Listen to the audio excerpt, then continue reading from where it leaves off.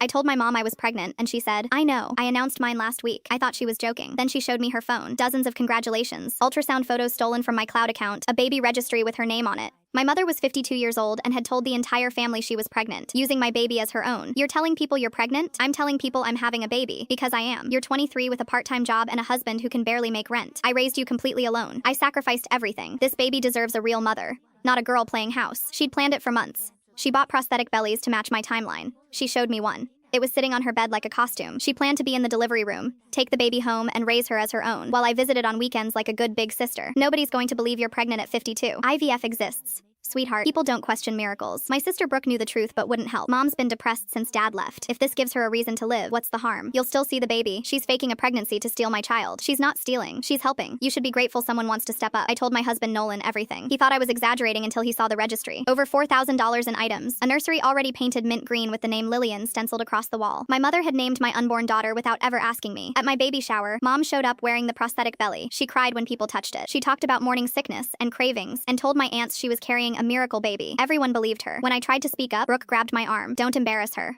She's fragile right now. She's wearing a fake stomach. She's coping. Mom started appearing at my OB appointments. She told the receptionist she needed to be present for shared care planning. When I told the doctor she had no authority over me, Mom broke down sobbing in the waiting room telling other patients I was trying to keep her from her own child. At 7 months, I found documents hidden in her house. She'd consulted a family lawyer about emergency guardianship. She'd pre-written a letter to CPS claiming I had severe postpartum depression, dated 6 weeks before my due date. She was building a legal case before my daughter even existed outside my body. That night I photographed everything. The prosthetic belly in her closet, the pre-dated CPS letter, the nursery with my baby's name on the wall, the registry receipts, the lawyer's correspondence. Every piece of evidence proving she wasn't a concerned grandmother. She was planning a kidnapping in broad daylight, and nobody around me could see it. I gave birth 3 weeks early at a hospital 40 minutes away and told no one except Nolan. When Mom called demanding to know which hospital, I said we wanted privacy for the first few days. She drove to every hospital in the county, found us at the third one. She walked into the maternity ward wearing the prosthetic belly, told a nurse she was also a patient, and tried to access my room. Security stopped her when she couldn't produce a patient wristband. She called Brooke, who called me screaming. Mom is having a breakdown in a hospital parking lot. She just wants to hold her granddaughter. She's wearing a fake pregnant belly trying to sneak into my room. Brooke, go there and ask her to lift her shirt. 20 minutes later, Brooke called back barely able to speak. She wouldn't take it off. She kept saying it was real. I grabbed it and it came off in my hands. She just stood there and said, "You don't understand. I carried that baby in my heart for 9 months. She belongs to me." I filed for a restraining order with every photo, every document, the pre-dated CPS letter, and Brooke's signed statement about ripping the prosthetic belly off our mother in a parking lot. The judge granted it the same afternoon and ordered a full psychiatric evaluation. Mom showed up to the hearing in a maternity dress and told the judge under oath she was the biological mother. He ordered a DNA test. She refused and walked out of the courtroom. My daughter's name is not Lillian. My mother will never know her real name, where she lives, or what she looks like. Somewhere in that house, a mint green nursery sits perfectly decorated, waiting for a baby who is never coming.